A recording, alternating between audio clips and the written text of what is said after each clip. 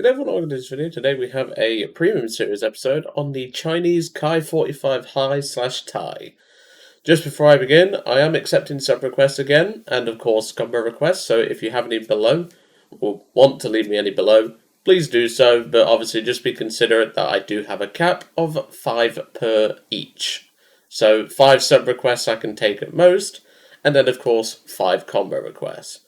Just bear that in mind, because obviously people will want to have their own combos and their own sub requests. So don't be greedy and put down 2.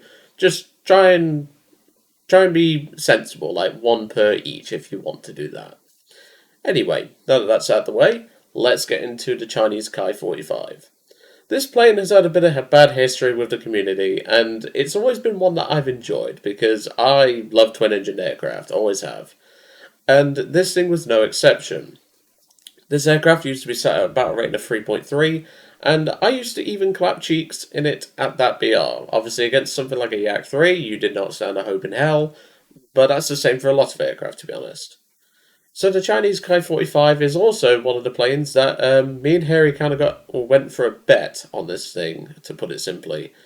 When this thing was available in War Bonds, I made a post in, I think it was Discord, and they voted for me to get this plane instead of I can't remember what it was, but I ended up getting that vehicle anyway. And, well, this is the only thing that remotely interested Harry, and we all dared him to get it, and then he did a video on it, and then obviously I reviewed it. And, yeah, our 2 reviews were very different, let's put it that way.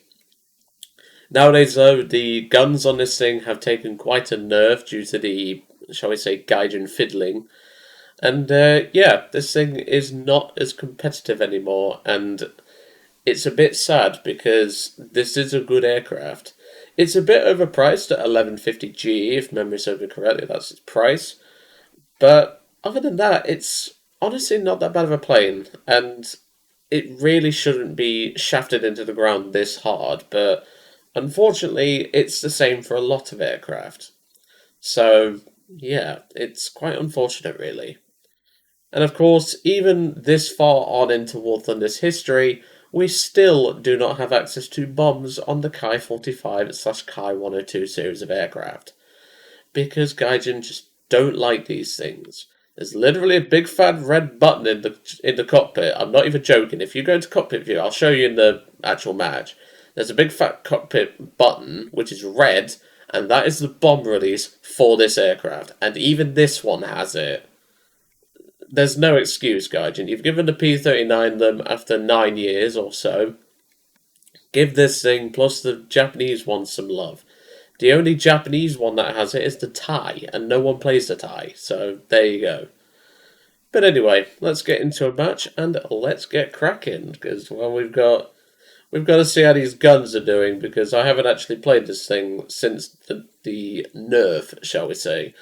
And if it's as bad as the P-39 that I took out the other day, yeah, I'm not looking forward to this. But I can't really blame the plane for this because the guns originally were very good. Sure, they were ping dependent, but even then they did a lot of work. But now it's down to how much Gaijin hates it, and at the minute it's quite a lot. Anyway, I'll see you all in match number 1. And about 15 seconds later, we get our first match on Operation Poland. Not a bad map. I mean, it's not great for us if we have to do any farming, but, well, that's to be expected. So, given how these, shall we say, questionable weapons are being at the minute, I think these are the Ho 5. No, this is the Ho 3, I think. That's the Ho 5, so I'm going to leave it how it is. I normally run 500 gun convergence on most of my aircraft because that's pretty familiar for me, and that way I don't have to do any adjustments or anything because at the end of the day, I know what my guns are set to. Of course, for this being a big map, I will cut ahead, but as I said, I'm going to quickly show you once I'm on the correct climb path. That's about it. So, as you can see in the cockpit, the big grey button is for your guns, and I'm pressing the bomb release. It's literally right there, Gaijin. That's where the bomb release is, but It's the same for all Ki-45s, and even the Ki-102, they have that bot release. But, yeah, Gaijin just don't like this thing at all, because they've nerfed all the Ki-45s into the ground, apart from the Ko, which is still really good, as you will have seen, or you will see, I should say, in the Remembering the Past episode on that. That was quite fun. But yeah, this aircraft has taken a nerf, and it didn't need it. Like, it already, like, compared to the H-81, it didn't, like, it did obviously have its flaws, but it did have its advantages. Now it's just losing more advantages over the H-81, which is coming up next in the series as well. But, you know, it's just one of those things, really. But anyway, it's going to take us a couple of minutes to get over there, because while our bombers are ahead of us, I will see you all in a couple of minutes. Well, welcome back. We're a couple of minutes ahead now. There's a Chaika coming up, but I'm not focused on that. What I am focused on is something very big and very juicy, and is also one of Harry's favourite bombers. It's not, but if I say that, he gets annoyed, so kind of have to do that by, shall we say, law? But, you know. Okay, other than my shit aim, the guns seem to be doing okay. Well, that's a positive. The 37s seem to do okay there, but obviously this is quite a high fire rate cannon, so I'm still on the fence about it, but I guess we'll see more as we go along. This thing does hunt bombers very well, and if it has to deal with something like a MiG-3, it can easily dogfight a MiG-3, but to be fair, a lot of things can easily dogfight a MiG-3. But, you know, it's something to consider. Okay, Mr. AR-2. How are we doing today? Yeah, I had a feeling that was going to happen. There's the spark. But the 37 is almost out, so we're probably not going to get much use out of it. Alright, Mr. Chaika. The mighty Chaika. Okay. You dodged me, I put you in the path of a J-22. God, I love having Sweden as backup sometimes. Yeah, this has gone really quickly. The Beaufighter's already killed 3. That's actually quite impressive. But, you know. AR-2, MiG-3, and I think there's a couple of other AR-2s that managed to escape. Yeah, there's one over there, bombing the airfield. We could go after that one, but then we're leaving these two, and I don't really want to leave a MiG alone, because a MiG at decent altitude is a threat, but not as big of a threat as you might think. So I think I'm going to take the safe option and go for this AR-2 over here. Because I think the MiG's just going to spend the rest of the game running, to be honest. But, you know, gonna have to watch the temps as well, because this thing is starting to overheat. And that's probably one of this thing's main flaws, is the engines don't like it. But, I mean, you have to have something wrong with the aircraft. I mean, as you saw there, the gun did spark. Obviously, first time against the IL-4 it didn't, but as I said, a lot of that is down to Gaijin. You can't really blame the plane for that. See if I can get a shot with my few remaining bullets. Not with this thing's low rate of fire. I missed a shot with a 37. He's just going to run, and he's faster than me. But you're not faster than a Tiffy, my friend. That I can assure you. The AR-2 will outdive me, so I'm not even going to bother trying to chase it. But he won't outrun a Typhoon at all. The problem is of course, well, one, the Typhoon isn't aiming particularly well, and two, AR-2s have pretty good coverage for their rear, at least. Their front coverage is terrible, but now that he's stopped diving as hard as he has, we are able to catch up. Don't, don't really want to hit the friendly or anything like that. So I'm going to slow down with the old throttle.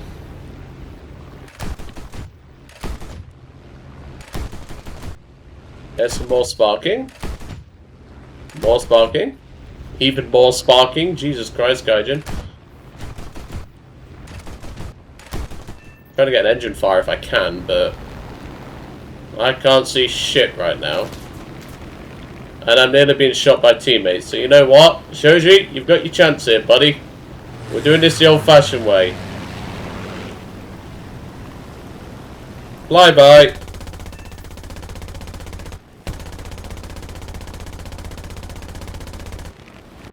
Okay, that didn't work. It kind of did, but kind of didn't. I don't want to hit the friendly, so I'm being very careful here. I think his engines are dead, but that's a good thing. Yeah, we're all attacking him at this point. There we go, that tore a piece off.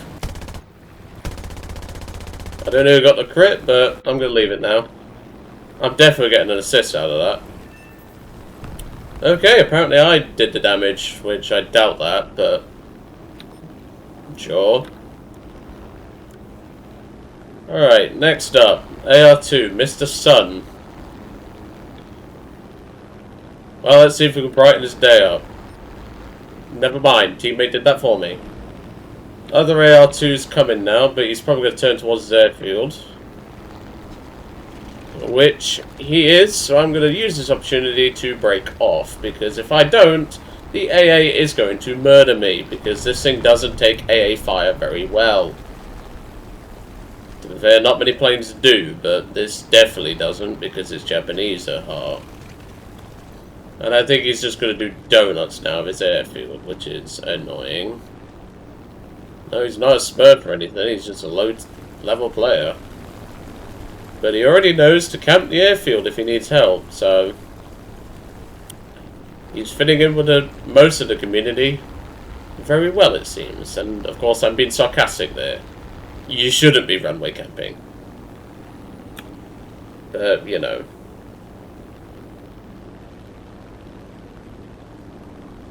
Let's see if our teammate can kill him before the AA does. Because at the minute, the AA is shooting all over the place.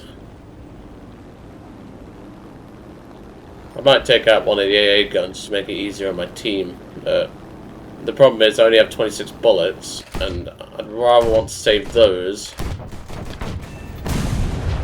for the AR2. So that leaves me with 14. But if need be, I will ram him.